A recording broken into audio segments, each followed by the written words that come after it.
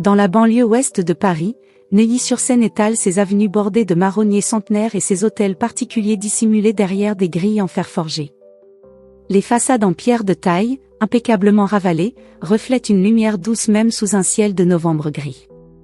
Les pelouses sont tondues au cordeau, les haies taillées en forme géométrique parfaite, et les voitures garées le long des trottoirs des berlines allemandes ou des SUV britanniques ne portent jamais la moindre éraflure.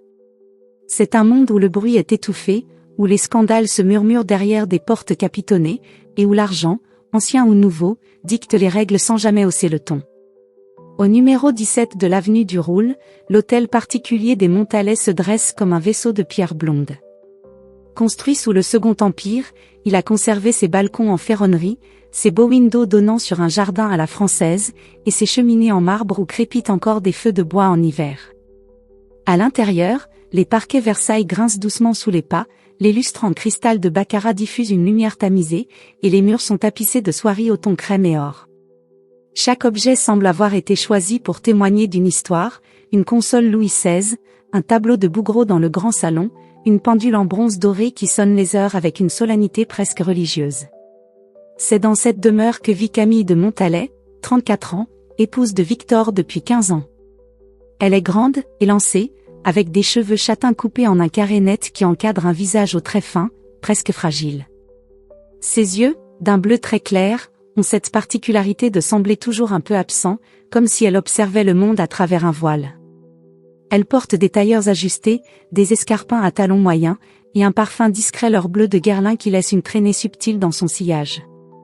Chaque matin, elle descend l'escalier en colimaçon à 7h30 précise, salue la gouvernante d'un signe de tête, vérifie que les fleurs du grand vase en porcelaine de Sèvres sont fraîches, puis s'installe dans la bibliothèque pour lire les journaux. Elle ne travaille pas. Elle n'a jamais travaillé. Son rôle, tel qu'elle l'a compris il y a longtemps, est d'être irréprochable. Camille n'est pas née dans ce monde. Fille unique d'une institutrice de Rouen et d'un employé de mairie, elle a grandi dans un 3 pièces aux murs jaunis par la nicotine, où la télévision diffusait en boucle les feuilletons de l'après-midi. À 18 ans, elle était serveuse dans un café près de la gare, rêvant vaguement de devenir styliste. C'est là que Victor l'a remarquée, un soir d'orage, alors qu'il attendait un train pour Paris. Il avait 27 ans, déjà promis à un avenir brillant, et elle, avec son tablier taché de café et ses cheveux retenus par un élastique, représentait tout ce qu'il n'était pas, spontanéité, légèreté, vérité. Il l'a courtisée avec une patience calculée, l'emmenant dîner dans des restaurants étoilés, lui offrant des robes qu'elle n'osait pas essayer. 6 mois plus tard, ils s'étaient mariés. Elle a tout appris. À marcher sans faire claquer ses talons, à tenir une conversation sur l'art contemporain sans révéler qu'elle préférait les films de Claude Sautet, à sourire quand Béatrice, sa belle-mère, la toisait avec un rictus signifiant « Tu n'es pas des nôtres ». Elle a effacé son accent normand, renoncé à ses amis d'enfance, et même changé son prénom Camille-Anne sur ses bulletins scolaires, elle n'était plus que Camille. Elle a donné 2 enfants à Victor, Marguerite, 12 ans, et Antoine, 9 ans, tous 2 élevés dans l'idée qu'ils étaient destinés à reprendre la banque familiale. Elle a organisé des dîners pour 40 personnes sans qu'un seul couvert ne soit mal placé. Elle a applaudi quand Victor a été nommé président du conseil d'administration. Elle a pleuré en silence quand il rentrait à 3h du matin, sentant le parfum d'une autre. Ce mardi 14 novembre, la pluie tombe drue sur les toits d'ardoise.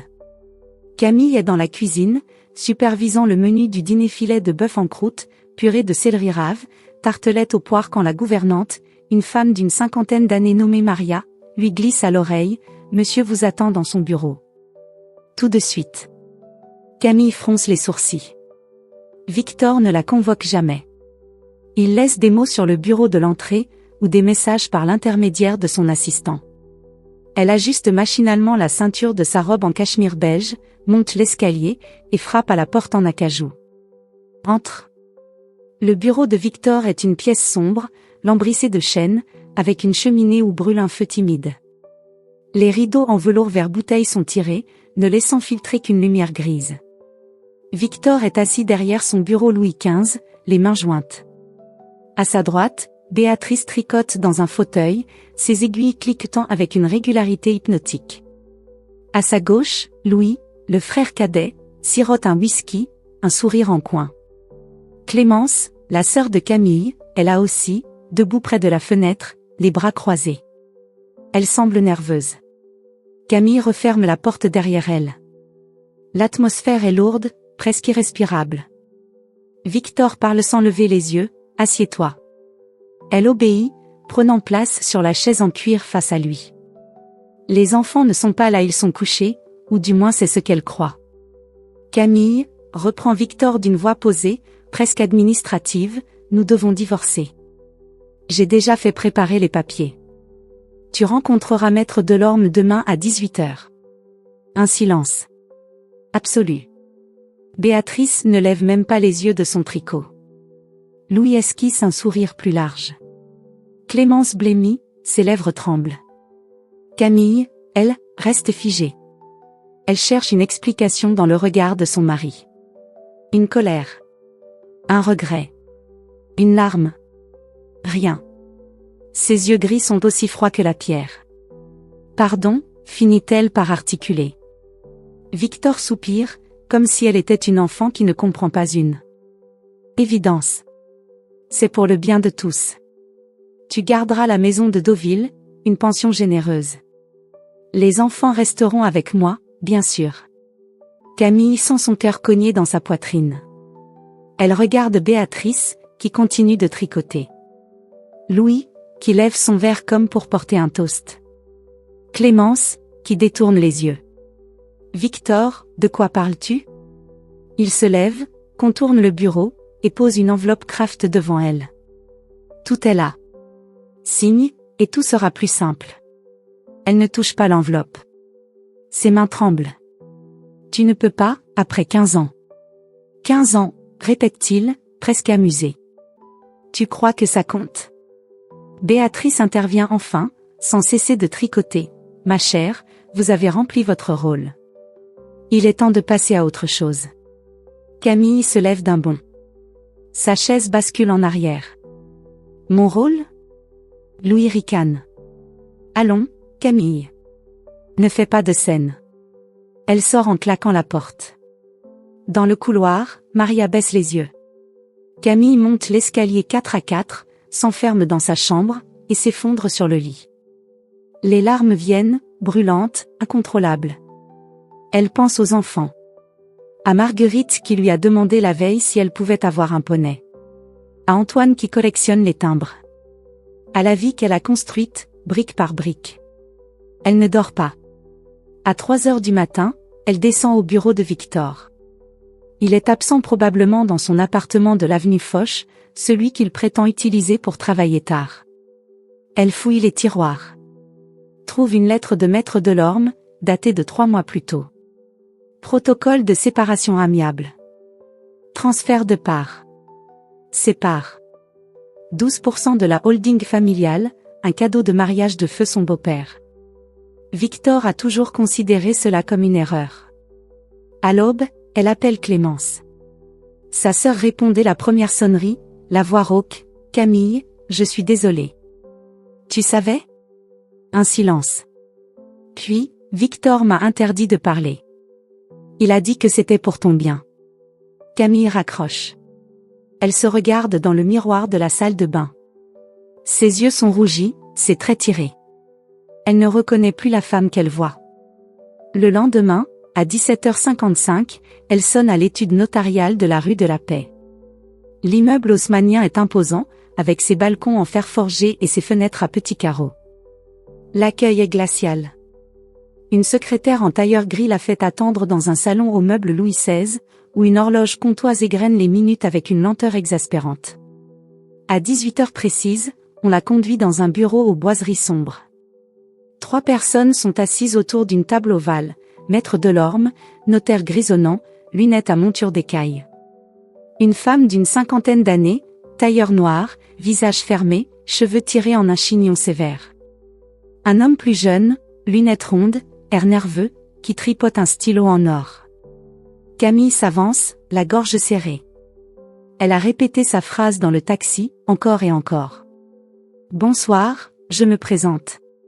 Elle n'a pas le temps de finir. Les 3 visages se figent. Delorme pâlit comme s'il voyait un fantôme. La femme porte la main à sa bouche, étouffant un cri. L'homme renverse son verre d'eau, qui se répand sur les documents. Camille fronce les sourcils. Qu'est-ce qui se passe? Delorme bredouille, la voix tremblante. Madame, vous êtes censée être. Il ne finit pas sa phrase. La femme se lève, vacillante, et s'appuie sur la table. L'homme, lui, fixe Camille avec une terreur animale. Elle sent une sueur froide lui couler dans le dos. Quelque chose cloche. Terriblement. Dehors, la pluie redouble. Les gouttes martèlent les vitres comme des coups de poing. Camille comprend, avec une certitude viscérale, que ce n'est que le début. Camille quitta l'étude notariale comme on fuit un cauchemar, les talons claquant sur le marbre froid de l'escalier. La pluie avait cessé, laissant Paris dans une brume épaisse qui collait au lampadaire comme une toile d'araignée. Elle héla un taxi, donna l'adresse de Neuilly d'une voix qu'elle ne reconnut pas. Le chauffeur la regarda dans le rétroviseur, intrigué par cette femme au visage défait, aux yeux trop grands. Elle ne dit rien. Elle ne pouvait pas. Les mots se bousculaient dans sa gorge, formant un nœud impossible à défaire. Dans le taxi, elle revécut la scène en boucle. La pâleur cadavérique de Delorme. Le cri étouffé de la femme en noir. Le verre renversé. Et cette phrase, inachevée, vous êtes censée être. Censée être quoi? Morte? Disparue? Effacée?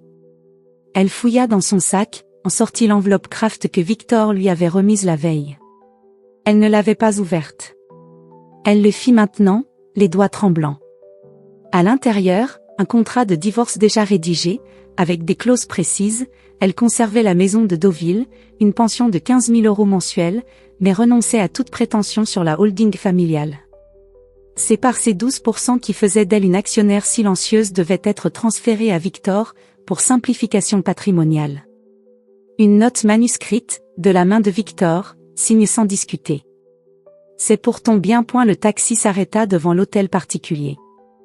Les lumières étaient éteintes, sauf celle du perron. Maria ouvrit la porte, le visage fermé. Monsieur est absent, madame. Il a dit qu'il rentrait tard. Camille monta directement dans sa chambre. Elle ferma la porte à double tour, s'assit sur le lit, et appela Clémence. Sa sœur décrocha à la deuxième sonnerie. Camille? Mon Dieu, où es-tu? Chez moi. Chez nous. Clémence, qu'est-ce qui se passe? Pourquoi Delorme m'a regardé comme si j'étais un fantôme? Un silence. Puis un sanglot. Victor m'a interdit de parler. Il a dit que si je te disais quoi que ce soit, il me ruinerait. Dis-moi. Clémence pleura. Il y a 10 ans, il y a eu un accident. Tu es morte, Camille. Officiellement. Le téléphone glissa des mains de Camille. Elle le rattrapa, le colla à son oreille. Répète. En 2015. Une voiture. Sur la route de Deauville. Tu étais seule. Le rapport de police, ton corps. Mon corps? Identifié. Par Victor. Enterré au cimetière de Montmartre. Tombe 47, division 12. Camille raccrocha. Elle se leva, alla dans la salle de bain, vomit. Elle se rinça la bouche, se regarda dans le miroir. La femme qui la fixait avait ses traits, ses yeux, sa bouche. Mais elle n'était plus sûre de rien.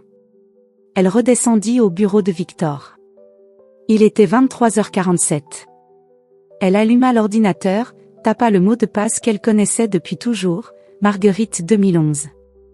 L'écran s'illumina. Elle ouvrit les mails. Des centaines. Elle tapa son nom dans la barre de recherche. Un dossier apparut, Camille dossier confidentiel. Elle cliqua. À l'intérieur, un certificat de décès. À son nom. Daté du 12 septembre 2015. Cause, traumatisme crânien. Signé par un médecin légiste de Rouen. Une photo. Elle. Dans un cercueil. Visage tuméfié, mais reconnaissable. Un rapport d'assurance. Indemnité versée, 8 millions €. Un mail de Victor à Delorme, daté du 15 septembre 2015, tout est réglé. La nouvelle arrive la semaine prochaine. Formez-la vite. Camille ferma les yeux. Elle se souvenait de 2015. Ou du moins, elle croyait s'en souvenir. Un voyage à Deauville. Une dispute avec Victor. Elle était partie seule. Elle avait bu. Elle s'était endormie au volant. Elle s'était réveillée à l'hôpital. Amnésique. Victor à son chevet. Tu as eu un accident, ma chérie. Tu as de la chance d'être en vie. Elle n'avait jamais vu le rapport de police. Jamais demandé. Elle avait cru. Elle fouilla plus loin. Un autre dossier, Émilie S. Elle cliqua. Acte de naissance, Émilie Sartre, née le 3 mars 1989 à Lille. Photo, une femme d'une vingtaine d'années, cheveux blonds, yeux bleus, visage plus rond. Contrat, signé de sa main, daté du 20 septembre 2015. Je sous-signé, Émilie Sartre, accepte de prendre l'identité de Camille de Montalet pour une durée indéterminée. En contrepartie, 5 millions d'euros, versés en plusieurs fois. Camille ou Émilie s'effondra sur le fauteuil. Elle toucha son visage. Ses pommettes. Son nez. Elle se souvenait vaguement d'une douleur, après l'hôpital. Des bandages. Victor qui disait, c'est pour ton bien. Pour que tu sois encore plus belle. Elle remonta dans sa chambre. Ouvrit l'armoire. Prit une valise. Commença à y jeter des vêtements. Elle ne savait pas où aller. Chez Clémence? À Deauville? À l'hôtel? Elle n'avait plus d'argent à elle. Ses cartes étaient au nom de Camille de Montalet. À 2 heures du matin, Victor rentra. Elle l'entendit dans le hall. Ses pas. Son manteau qui l'accroche. Il monta. Frappa à la porte. Camille? Ouvre. Elle ne répondit pas. Il força la serrure. Il entra, en chemise, les cheveux en bataille. Il sentait le whisky et un parfum féminin. Tu as vu Delorme? Elle le fixa. Je suis morte, Victor. En 2015. Tu te souviens? Il blêmit. Qui t'a dit ça? Ton ordinateur. Il s'approcha. Lentement. Écoute, c'est compliqué. Il y a des raisons. Des raisons fiscales. Des assurances. Tu n'as pas à t'en soucier. Des raisons fiscales? On m'a déclarée morte. Il leva la main. Pas pour frapper. Pour la faire taire. Tu signes demain. Et tout redevient normal. Normal? Elle rit. Un rire hystérique. Je ne suis pas Camille. Je suis Émilie. Une imposture. Il la saisit par les épaules. Tu es ma femme. Tu es la mère de mes enfants. Tu es Camille. Et tu le resteras. Il appela Louis. Son frère arriva 10 minutes plus tard, en costume, comme s'il n'avait pas dormi. Ils l'enfermèrent dans la chambre. Béatrice monta la garde dans le couloir, tricotant toujours. Seule, Camille s'assit par terre. Elle ouvrit son téléphone. Chercha Émilie Sartre sur Google. Rien. Pas de traces. Pas de réseaux sociaux. Pas de passé. Elle était un fantôme.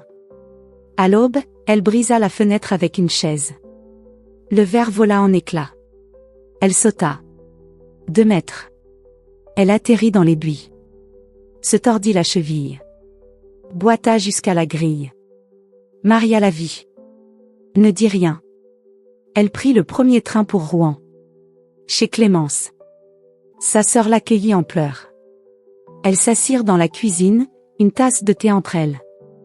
Je savais, murmura Clémence. Victor m'a forcé à identifier le corps. Mais ce n'était pas toi. C'était une autre. Il m'a dit que si je parlais, il me ferait passer pour folle. Qui était dans le cercueil? Une femme.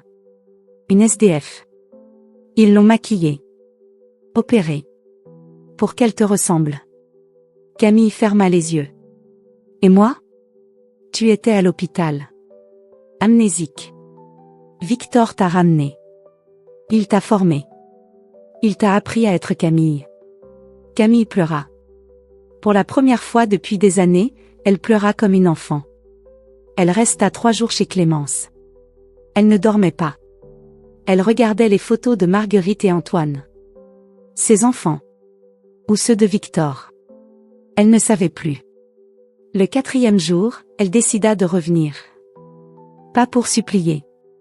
Pour détruire. Elle prit le train de 6h12. À Paris, elle alla directement rue de la Paix. L'étude Delorme. Elle entra sans frapper. Delorme était seul. Il sursauta. « Madame, vous ne devriez pas. » Elle posa un enregistreur sur le bureau. « Parlez. Tout. Ou j'envoie ça à tous les journaux. » Delorme transpirait. Il ouvrit un coffre. En sortit un dossier scellé. Vous n'auriez jamais dû revenir. À l'intérieur, l'acte de naissance d'Émilie Sartre. Des photos d'elle à 25 ans. Avant les opérations. Le contrat. Signé. Une note de Victor, si elle se souvient, éliminez-la. Comme la vraie. Camille leva les yeux. Delorme avait disparu. La porte était verrouillée de l'extérieur. Elle entendit des pas lourds. Déterminée. Elle comprit, elle n'était pas censée survivre à cette journée. Elle brisa une lampe. Prit un éclat de verre. Se cacha derrière le bureau. La porte s'ouvrit. Louis entra. Une seringue à la main. Désolée, Émilie. C'est pour le bien de la famille. Elle bondit. Le frappa au visage. Il s'effondra. Elle courut. Descendit les escaliers. Sortit dans la rue. Elle vola une moto garée devant un café.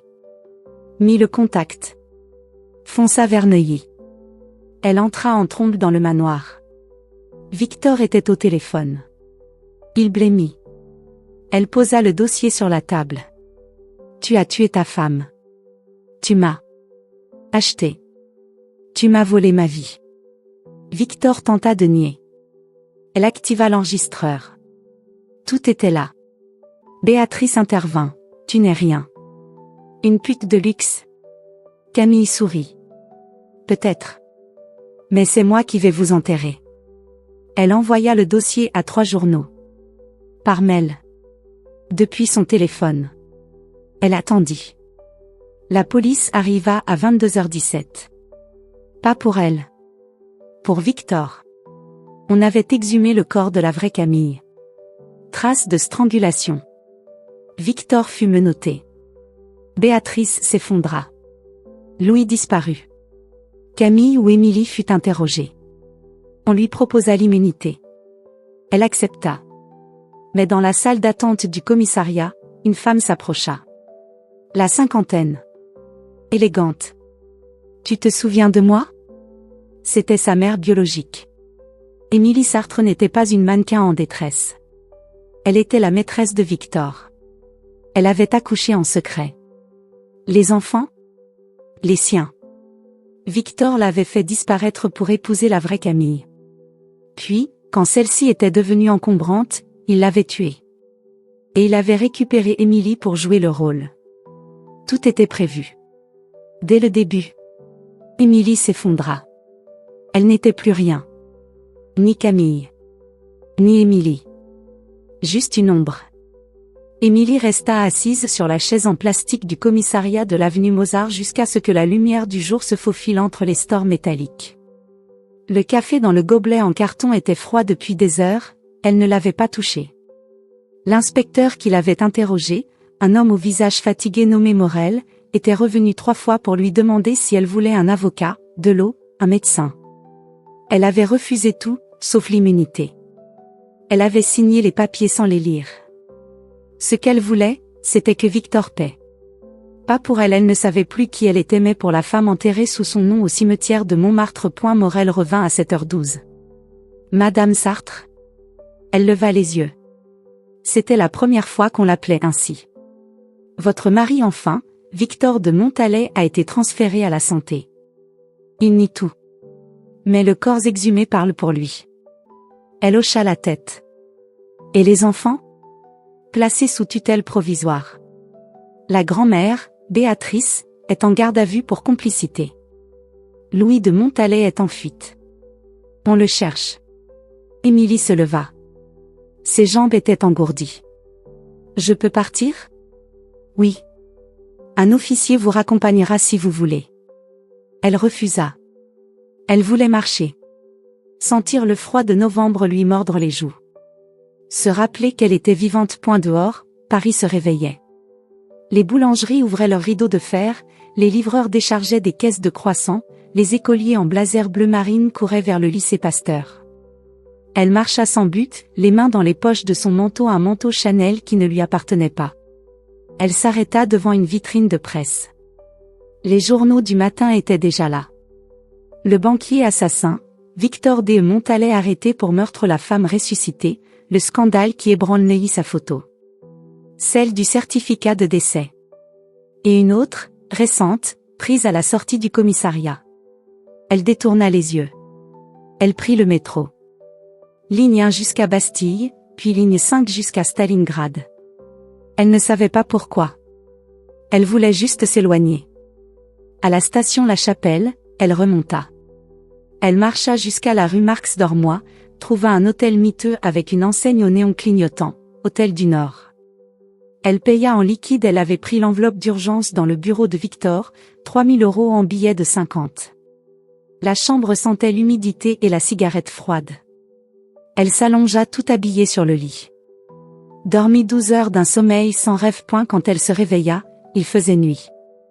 Son téléphone, celui de Camille, vibrait sans cesse. Des appels. Des messages. Des journalistes. Des amis qui n'étaient pas des amis. Elle l'éteignit. Elle descendit. Acheta un sandwich jambon-beurre et une bouteille d'eau. Remonta. Ouvrit la télévision. Les chaînes d'information en continu tournaient en boucle sur l'affaire. Le corps exhumé hier au cimetière de Montmartre a révélé des traces de strangulation. La victime, Camille de Montalet, était morte depuis 10 ans. Son mari, Victor de Montalet, aurait orchestré une supercherie incroyable, remplacé son épouse par une femme ressemblante, Émilie Sartre, ancienne maîtresse. Émilie éteignit. Elle alla dans la salle de bain. Se regarda dans le miroir fêlé. Elle toucha son visage. Ses pommettes étaient trop hautes. Son nez trop fin. Ses lèvres trop pleines. Tout était faux. Même ses souvenirs. Elle prit une décision. Elle devait voir la tombe. Le lendemain matin, elle prit le bus 31 jusqu'à Clignancourt. Elle marcha jusqu'au cimetière de Montmartre. Il pleuvait dru. Les allées étaient désertes. Elle trouva la division 12. Tombe 47. Une stèle en marbre noir. Camille de Montalet 1981-2015, épouse Témère, aimée des fleurs fanées. Un angelot en bronze.